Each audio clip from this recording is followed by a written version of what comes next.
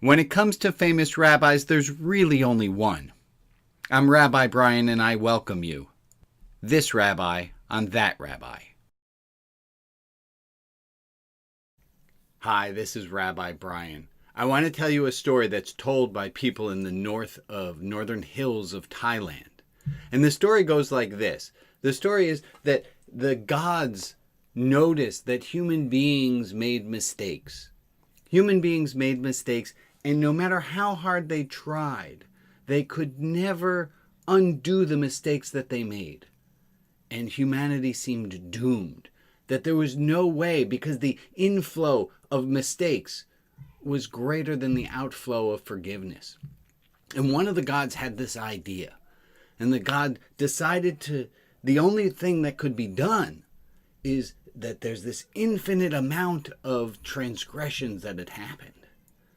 And the god said, the only way for me to fix this is for me as an infinite being to make myself a human and to sacrifice myself to make up for the infinite amounts of transgressions. And so the god turned that God's self into a human being and died so that all of these transgressions could be forgiven. Now, that's a beautiful story. I've told the story to many people, and people enjoy the story. What I don't tell them initially is that this is actually the story told in northern Thailand. It's a story told by the Christians in northern Thailand. It's actually the story told by Christians throughout the world. And I intentionally obfuscated the facts because when we hear it as the Jesus story, there tends to be some baggage. But if we can hear it with new eyes, with new ears, we can see it as a beautiful story for what it's meant to be. And I want, as an ordained Jewish rabbi, I want everyone to be able to hear this beautiful story for what it is. A story of love. We get so confused, we get so filled with the baggage behind the story that we miss it. And this is what was meant when Jesus was talking about being born again. And that Jesus says to be born anothen, which means actually again, but also from above. And that Jesus is talking that everyone is born through water, a vaginal birth, and that it's not until you are born again, you are born from above, that you are born from the heavens, that you realize that your true worth, that you're truly forgiven. And that's where salvation comes from.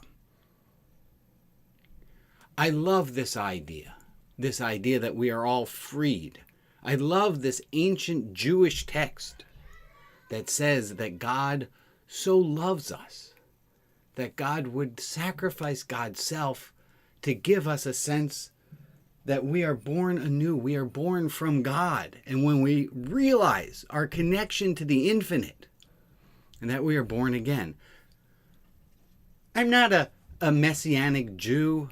I am a Jew who loves the teachings that are throughout the New Testament. I'm a Jew who understands the words that Spong and Borg and others have been teaching, that the New Testament was written by Jews and is meant to be understood as Jewish text. Let me give one other. There's the phrase, and I'm sure you're familiar with it, that I am the truth, I am the light, I am the way. No one gets to God except through me. And let me be very clear and explain to you the Jewish logic of this. It is a simple math fact that happens. Jesus says, I am this, A equals B. I am truth, light, and the way. No one gets to God except through me. Well, Jesus didn't mean through me. Jesus meant through the light, through the truth, through the way. No one gets to God. I am the light, the truth, and the way. No one gets to God except through me. But what is me? Me is light. No one gets to God except through light. No one gets to God except through truth. No one gets to God except from following the law, the rules, following the path.